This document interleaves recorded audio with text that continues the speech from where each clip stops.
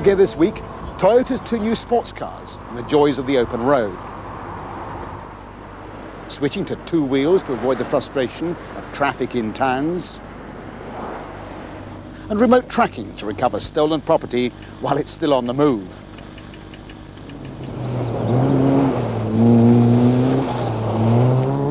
Hello and welcome to this week's Top Gear, coming to you from the racetrack at Donington Park, where in this lovely spring sunshine, the 20 finalists from this year's Radio Times Rallyquest competition are being put through their paces. They're doing battle to find the winner who will have a chance of taking part in the Lombard RAC Rally in November.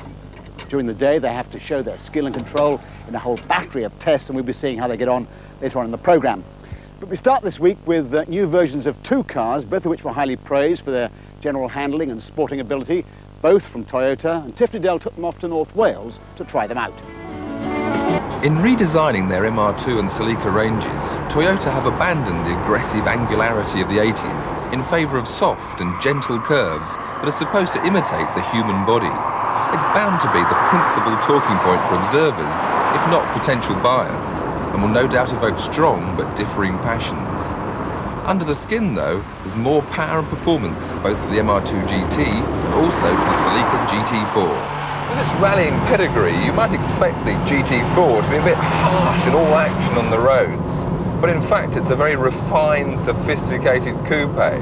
And it does everything with ease. There's ABS brakes, power steering, and a turbocharger that comes in so smoothly you hardly know it's there until you look at the speedometer.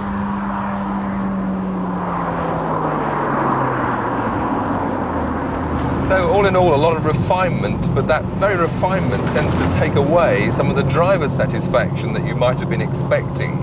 So a little bit remote, maybe a little bit too good, and it's £5,000 more, albeit with air conditioning and other luxuries, than its two-wheel drive counterpart.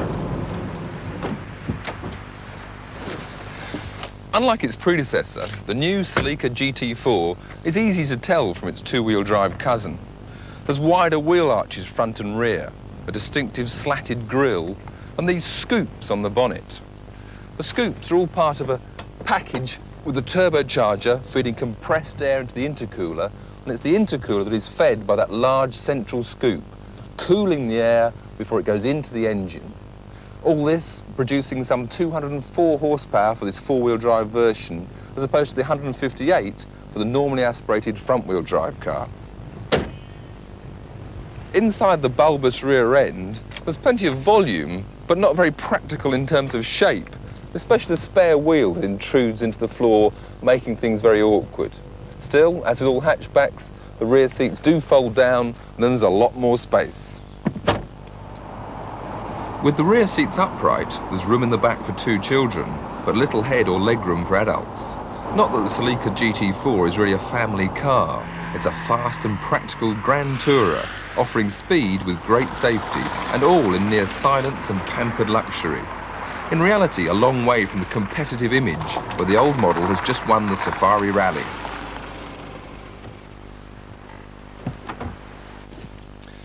Toyota have done another complete redesign on their popular MR2. First introduced back in 1985, then in the angular shape, the new model features this curvaceous 1990s look, but still retains that mid-engine layout.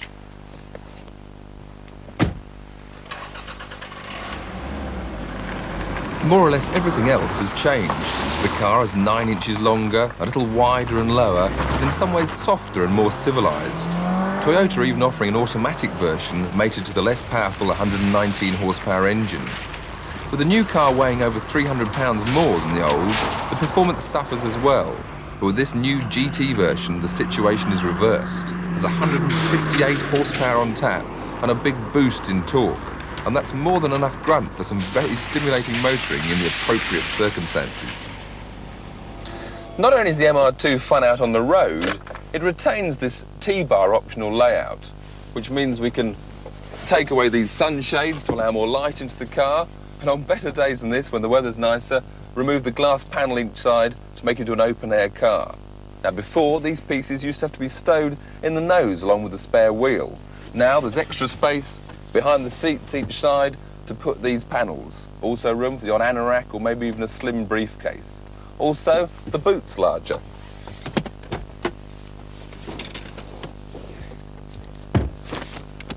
With a 50% increase in volume, there's now a very useful space, not only for a couple of soft bags, but much more importantly, the set of golf clubs. In front of that, there's the engine, with its middle layout never easy to get at.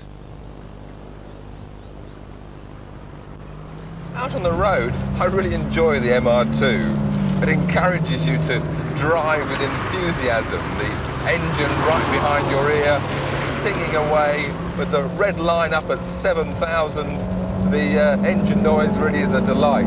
Maybe a bit noisy for some on long journeys, though. The driving position, well, it's laid out perfectly. You've got adjustment for seat and steering angle in order to get everybody comfortable. The handling, again, is classic mid-engined, as good as the old MR2. Mild understeer, switching to oversteer, but great fun. Some people may find that transition to oversteer a mite sudden. With the heavier and more powerful engine, it's probably a little more harsh than the old car. But for most drivers, the MR2 GT offers Ferrari-like responsiveness and excitement at a fraction the price. The history of affordable mid-engine sports cars is hardly littered with great marketing successes. The new MR2, though, stands a good chance of breaking that pattern. And, along with the Celica, not to mention the Supra, Toyota offers excellent coverage of the sporting car sector. In brief, the Celica GT4 scores well for performance, comfort and safety, with reservations over the unusual styling, a certain lack of responsiveness and the price. With the MR2 GT, the main selling points are its good driving position, excellent handling and sheer excitement, while, on the downside, there's no ABS across the range, no catalytic converter on the GT model, and the engine noise could be a little wearing. Tiff, Needell, they're rather more relaxing transport than the racing sidecar he tried out a couple of weeks ago. Now, if you fancy the idea of that kind of travel on the public roads, Michael Krause will build you a sidecar like this, very fash-looking, will certainly turn a few heads in town, and because it's got a fully moulded passenger seat, far more comfortable than pounding up the motorway on the pillion, side-by-side biking, if you like. The main disadvantage, perhaps, is the cost, because it'll set you back fully £22,000, and that's the left-hand drive form only. Off you go, Simon. Another drawback, of course, is that it sacrifices the bike's ability to wriggle through traffic, one of the main reasons why it's become increasingly popular as a mount for commuters seeking to beat the city traffic jams. Chris Goffey's been investigating the practicalities of commuting on two wheels.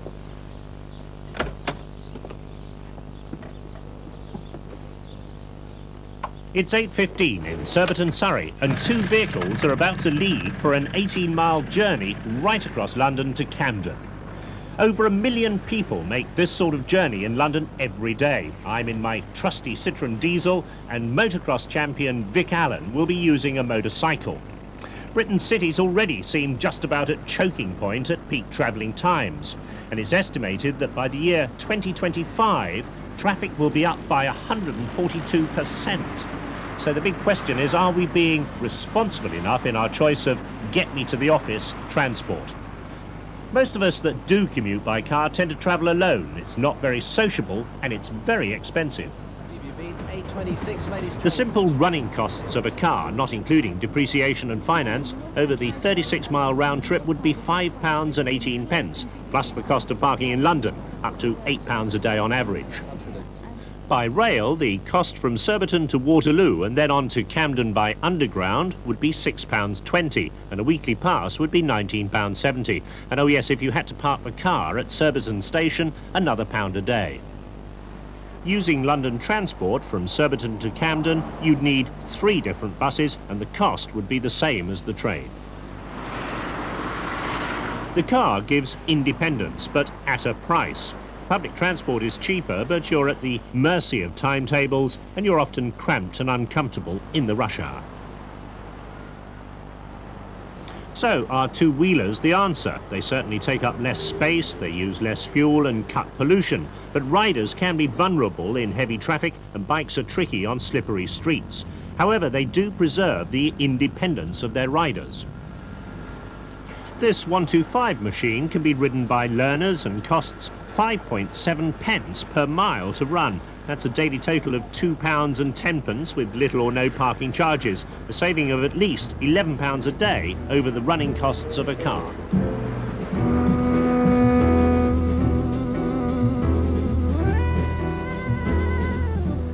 A £4 billion road building programme for London has recently been cut to £250 million by the government because of the belief that more roads will simply create more traffic. But if road building is now not the solution to congestion in the short term, we're left with traffic restraint, stricter parking enforcement, and giving greater priority to bus lanes. Without a massive investment in public transport, the majority of these services will simply not be able to cope with any extra commuters. Diversions have been set up already westbound along Victoria Embankment, but there's going to just be horrendous rush hour queues. This is what you've got to watch for, is like good taxi drivers. We're getting towards the end of our journey here, and probably just about just over a 30-minute mark, so I think that's quite good. Greater use of motorcycles would obviously help, but it's doubtful how many car commuters would convert to bikes. Any real growth would need to be accompanied by an expansion of training facilities. It's 8 minutes past 9. I met a nice lady. And a fundamental change in attitude from other road users. Of course, one thing about congestion in London, you can park in the wrong place and then you're the victim of these people if you get it wrong. Man's best friend is no longer his dog, it's his motor car, but the freedom that it's supposed to convey is becoming the victim of its own success. We're going to have to rethink our travel arrangements. Even on a good day, my travelling time was virtually twice that of Vic's, and that's not the recipe for a green and pleasant land. Yeah, I've been here a good 35 minutes. You made me got me a coffee. Well, I broke a habit a lifetime and bought one, but I'm afraid it's a bit cold now. Yeah. So what happened to you? I mean, I got absolutely stuck on Hammersmith Bridge. Yeah, well, obviously with a bike, you know, it's never stopped the whole way up, really, just apart from traffic lights and zebra crossings, really, it's only time. Now, I mean, I can see the advantages of a bike for a trip like this, but I mean, if it had been raining or if it had been cold, I would have been in a better position than you, even though I would have been later. Obviously, you'd have been in a little bit better position, but the way that manufacturers have improved the clothing, one-piece suits and things like that, it's much better than it used to be. So do you think we pay enough attention to the motorbike as a means of transport inside cities? No, it's very sad for me being involved in motorcycling so long to realise that motorcycles has really just been ignored completely. But like our little bike we use today, 125, perfect transport for the commuter. Well, if you're tempted to try 2 wheels rather than 4, you have, of course, the choice of either a motorbike or a scooter. But now Honda have come up with something that's more or less in between. Tom Boswell tried it out. To most people, the thought of going to the office on a motorbike would be akin to a nightmare. Nowhere to put your briefcase, makeup bag, or shopping for the evening dinner party. Turn the petrol tap on, jump up and down on the kickstart, plonk it into gear, and your bad, oily dreams on the move. Well, it's not like that anymore. This little dream machine from Honda's not at all bad. The CN250 is the latest attempt to catch the commuter seeking refuge from the indignities of public transport and the frustrations of taking 4 wheels into a city. It's more comfortable than it looks, almost car-like. You seem to sit in it rather than on it. Even cruising on a motorway at 60 to 70, it still seems easy. The digital instruments are comprehensive and clear to read, unless the sun's at the wrong angle, and with your feet stretched out, you certainly won't get cramp. It's quite a large machine. Shorter people may not be able to get in comfortable reach of the handlebars or the foot parking brake. That said, the wide handlebars give good control, and carrying a passenger's no problem. The bike's very quiet and vibration-free, not in the least bit antisocial. The suspension gives a comfortable ride, but it's a bit on the soft side, and bottoms out at the front all too easily over bumps in the road. This is a very easy and smooth machine to handle. It's got a long wheelbase, which makes it very, very stable indeed. It's got a 4-stroke engine, which is water-cooled, which makes it quiet and trouble-free. And of course, the automatic gearbox, again, makes it an easy bike to handle in and out of town and heavy traffic. The indicators on the dashboard are just like those in the car. In fact, the whole bike is easy to service and maintain, just like a car would be. There's a very handy lockable compartment here, useful for gloves and other small items. But not only that, the fuses are conveniently located, where you can easily get at them, particularly, say, late at night, if one of them blows. Just behind this little cover here is the radiator filler cap. On the scooters of yesteryear, the filler cap was underneath the seat, but on this it's under a lockable little flap, the petrol filler cap there, and of course it will take unleaded petrol. It's not a snip at £3,199, and I'd think a luggage rack would be an essential addition, but in fact no such extras are available. The degree of sophistication makes it much more expensive than, say, the 200cc LX Vespa Cozo with electric start at £1,649. But comparisons are difficult, as this Honda is an entirely new concept and arguably a quantum leap ahead as an effective commuter bike. Or for any odd job.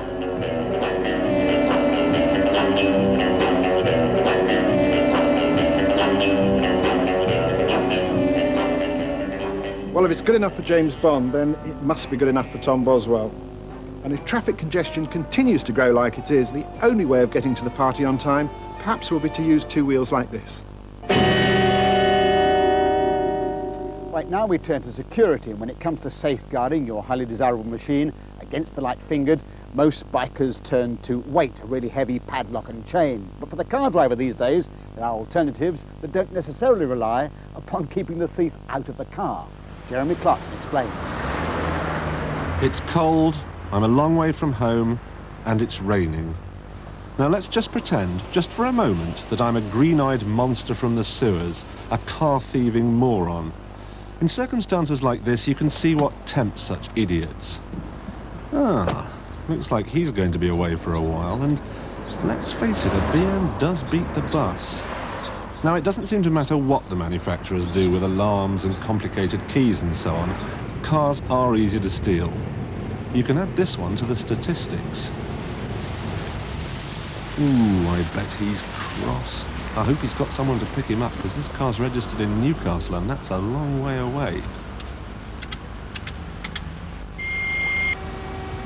Paging request accepted. Paging request accepted. Well, it's not a bad motor, this. Car phone, keeps it nice and tidy. Sure beats the hell out of walking, because the other day I had...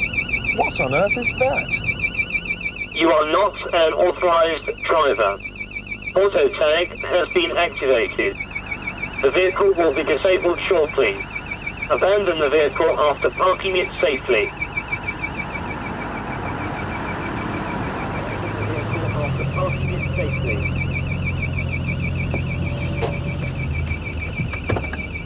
You are not... All right, I've parked it safely. Let me just disengage this with this coded key. You are not an authorized... Now, all the gubbins that makes it work, they're in the boot. Let's go and have a look. Now, this doesn't need to be mounted in the boot. You can put it anywhere. Now, remember the chap we saw in the phone box earlier? He wasn't ringing home. What he was doing was ringing this little radio pager here, and that activated the flashing lights, the siren, and, of course, the voice that told me to park up. Now, if I hadn't parked up, this box of tricks would have cut off the fuel supply to the engine. Well, it hasn't really helped my cause, has it? I've still got to get home. Now, I know this is a bit of a come-down, but it'll do.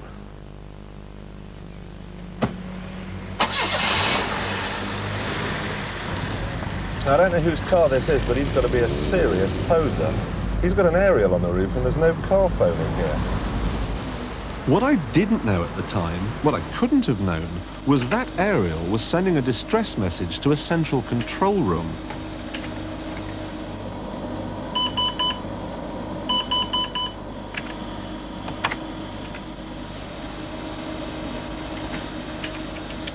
Hello, this is Data Track. I've got a report of a stolen vehicle, registration G420 LHA. It's located on my screen north of Swindon. And once I was on that screen, I'd had it. All the operator had to do was keep reducing the scale of the map to gain a more accurate position. Spread across the country are a series of transmitters and receivers. The computer in the car calculates its position from 3 transmitters every second and a half, and this information is relayed back to base, wherever that may be. They claim an accuracy of 50 metres and that hundreds of vehicles can be monitored continually and simultaneously. He's come out of Cricklade on the B4040. He's heading in a westerly direction, doing 45 miles per hour. No, he's turned right onto a sea road southeast of Ashton Keynes. He's still on the sea road. He's now crossing a river, the Swill Brook, southeast of Ashton Keynes. With accuracy like that, it really isn't long before this sort of thing happens.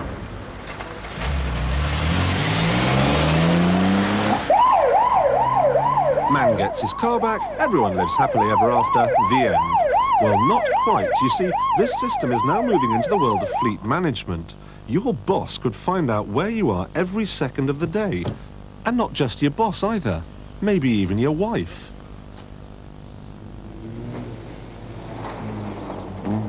Now, as the sun continues to pour down over Donington, we come to the Radio Times Rallyquest competition. This is the third year we've set up a nationwide search to find new drivers with sufficient talent to take part in and complete a world-class rally, the Lombard RAC, in November. This is the day the winner has to be chosen, and Tony Mason has been observing the finalists as they go through their paces since early this morning. Welcome to the Radio Times Rallyquest 1990. As you know, you're the final 20 from 10,000 entries that we had. Ahead of the chosen few, a taxing 8 hours of tests to establish their abilities. Could they drive quickly and skillfully?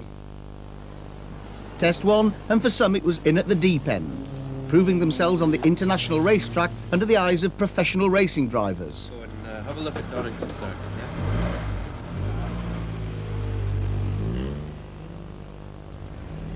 But first they had to learn the basics. We're on the brakes, in a straight line. Get all your preparation done in a straight line, that's very important. Through there, again to the clipping point, using the full width of the circuit out to the left, aiming for that marshal's post there. Sounds simple, but after just 3 laps of tuition, it was their turn. The judges were marking them on their lines through the bend, braking, aggression, car control, and all-round ability.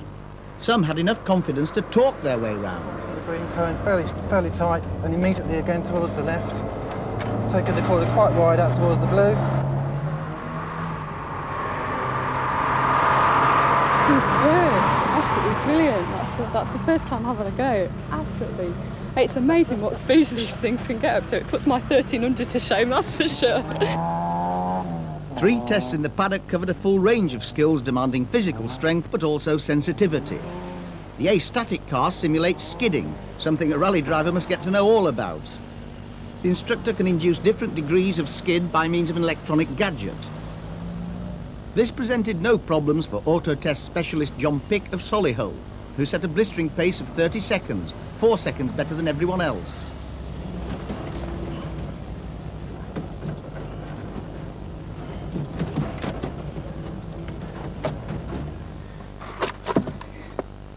Now, punctures are the bane of every rally driver's life, and one thing is for sure, they're going to get one sooner or later.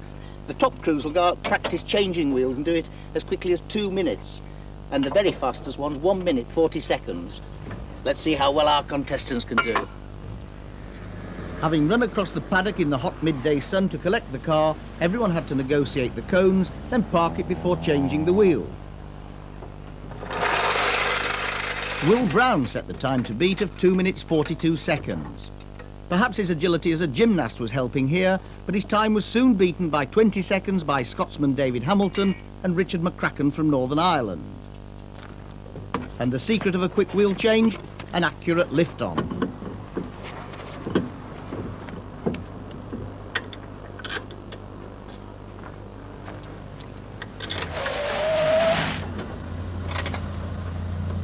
Right, well, now then. Oh. Hard work?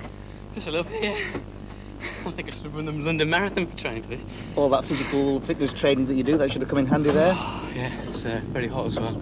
Makes it worse. From strength to subtlety.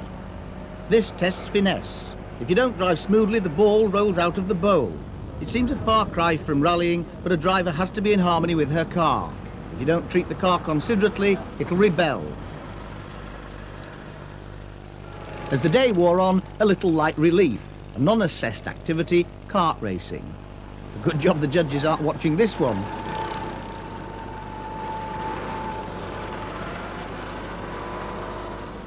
At last, the ultimate test and the moment the contestants have all been waiting for, a drive in a real rally car. Not only had they to drive a loose surface stage, sight unseen, but they had Vauxhall Works driver Dave Metcalf as observer alongside. Londoner John Baltrop gets away to a confident start on this 3-minute stage, but David Hamilton was just 10 seconds behind. David Mountain from Yorkshire cut it by a further 5 seconds, the assistant bank manager scoring well for his assured drive. Fantastic, I tell you, that was brilliant. It's everything I thought it would be and more. It really was enjoyable. I could love to do it again. I could do it again now. And no, great car, great time. I loved every minute of it. I'd love to do it full time. It's very difficult just jumping into a car you don't know, particularly the loose surface. I think that's the hardest thing to get to know. Certainly the second time around was much more competitive than the first time up the stage. Driving with great verve, Will Brown collected the highest number of points from the judges for his drive, although he wasn't the quickest. Next on stage was a confident Carol Newby, one of 3 female finalists who was soon to taste that famous rallying experience when the car bites back. Now, what was all that about? I just thought I'd have a look at the trees a second time first. And how to get it well wrong. This man kept yanking the handbrake. I don't know what was going on.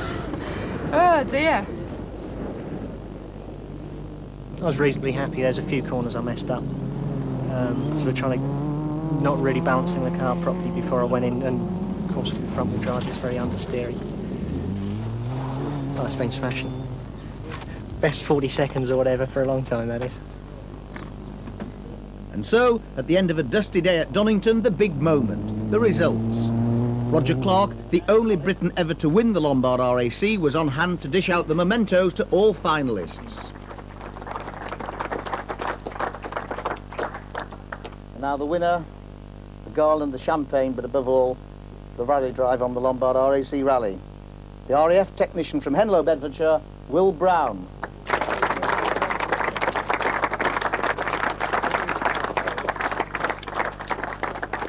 Congratulations, Will. What about that? Thank you. Well, I'm just stunned, basically. So I've followed rally ever since I've been able to drive a car. It's like a dream come true, really. Just stunned, basically. Do you think he has real potential as a rally driver? Yeah, certainly has the potential. It's just a case of from now, if he's willing to put a little bit of work into it and learn from and proceed with it. Like I say, he's got the basic car control, but he needs now to start and learn how to use the car rather than fighting the car to drive it. Just use the car and progress from there. Well, that's all from Top Gear for this week. Our congratulations to Will Brown for a very fine effort. It'll be good to see the RAF in at the Lombard RAC Rally this year. If you think you can bear to see all that again, our normal Friday repeat goes out on Thursday afternoons this week at 4:30 p.m. on BBC Two. Next week I'll be at the NEC in Birmingham reporting on the International Classic and Sports Car Show. We should be looking into the whole question of the madness that seems to have overtaken classic car value. So see you then. Until then, drive safely. Goodbye.